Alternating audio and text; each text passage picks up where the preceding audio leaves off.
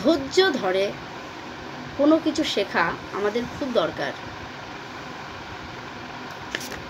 মহাপুরুষেরা একটা কথা বলছেন যে ধৈর্য ধরতে শেখাটা কিন্তু একটা বিরাট ব্যাপার। ধৈর্য ধরে সব কিছু শিখতে হবে।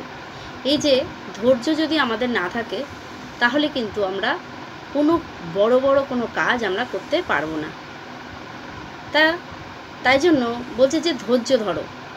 ধৈর্যটা কিন্তু আমাদের কিন্তু বিরাট বড় একটা ভীষণ বড় বিষয়, যে ধৈর্য ধরতে হবে। ধৈর্য না ধরলে কিন্তু আমরা কিছুই কিন্তু করতে পারবো না, বড় কিছু করতে পারবো না। আমাদের রাস্তা আমরা যদি বড় বড় কোনো কিছু কাজ, বড় বড় রাস্তা যখন অতিক্রম করি, আমরা কোথাও যখন যাই, এই যে দেখা যায় তারকেশ্বরে যখন আমরা জল ঢালতে যাই, তখন তো কতটা রাস্তা অতিক্রম করতে হয়, তার জন্য তো একটা ধৈর্যের দরকার আছে।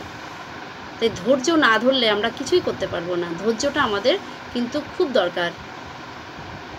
আমাদের প্রতিটা ক্ষেত্রে, সংসারের ক্ষেত্রে হোক, অফিসের ক্ষেত্রে হোক, যে কোনো কাজের ক্ষেত্রে আমাদের ধৈর্যটা কিন্তু খুব দরকার। ধৈর্য না ধরলে আমরা কিন্তু কিছুই করতে পারবো না। তাই মহাপুরুষেরা বলছেন যে ধৈর্য ধরো।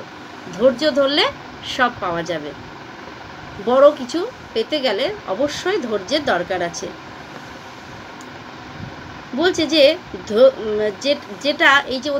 যেটা যত বড় রাস্তায় হোক না কেন, এটা তুমি করতে গেলে তোমাকে শিখতে হবে ধৈর্য কীভাবে ধরতে হয়।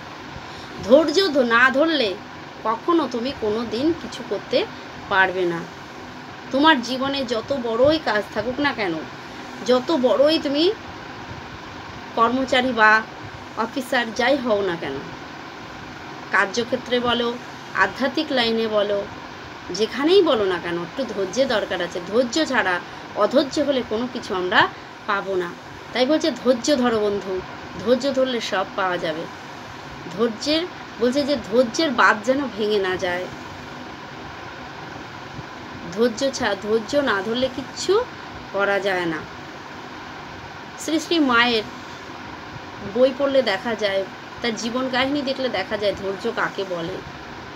তিনি তো কম অত্যাচারিত হননি তার আপনজনেদের কাছে, কিন্তু তিনি তো ধৈর্য ধরেই ছিলেন। ধৈর্য ধরে তিনি তো আমাদের ধৈর্য কিভাবে ধরতে হয় তিনি শেখাচ্ছেন।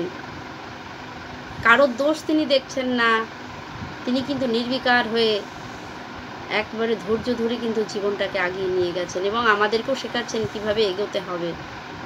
তাই ধৈর্যটাই হলো আসল। ধৈর্যটা অবশ্যই দরকার জীবনে চলার পথে। ধৈর্য না ধরলে বড় বড় কোনো রাস্তা বা বড় বড় কোনো কাজ আমরা অতিক্রম করতে পারবো না। তাই ধৈর্যটা আগে আমাদের লাগবে। আমরা কোনো কাজে পিছিয়ে যেন না আসি যে আমার দ্বারা হবে না, এটাও কিন্তু ধৈর্যের অভাবেই আমরা বলি।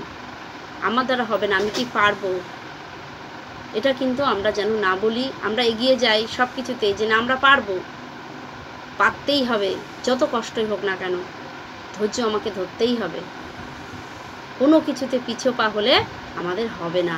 আমরা কোনো কাজের ক্ষেত্রে গেলে, রেশনের দোকানেও আমরা লাইন দিই, সেখানে গিয়েও কিন্তু আমাদের একটু হলো অধৈর্য হয় যে এত লাইন দেব না, কিন্তু তাও আমরা দাঁড়িয়ে রেশন নিয়ে আসি। সব জায়গাতেই কিন্তু লাইন আছে, প্রত্যেকটা জায়গাতে লাইন, যেখানেই যাবে সেখানে। হওয়া থেকে মরা যেটা বলে, সব জায়গাতে লাইন আছে।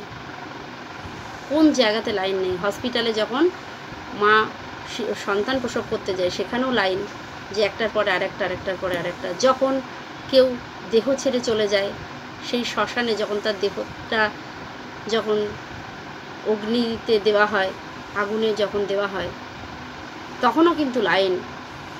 তাই লাইন দিতে হবে এবং তার জন্য ধৈর্য চাই। ধৈর্য ধরতে হবে। দূর বাবা দরকার নেই আমার বলে চলে আসলে হবে না। তো বন্ধুরা, আজকে এটুকু থাক। আমরা যেন ধৈর্যের বাঁধ না ভেঙে দেই, আমাদের যেন ধৈর্য ধরে আমরা জিনিসটা যেন লাভ করতে পারি। জয় ভগবান। সবাই ভালো থেকো, সুস্থ থেকো, আর বন্ধুদের মাঝে এটা শেয়ার করে দিও। জয় ভগবান।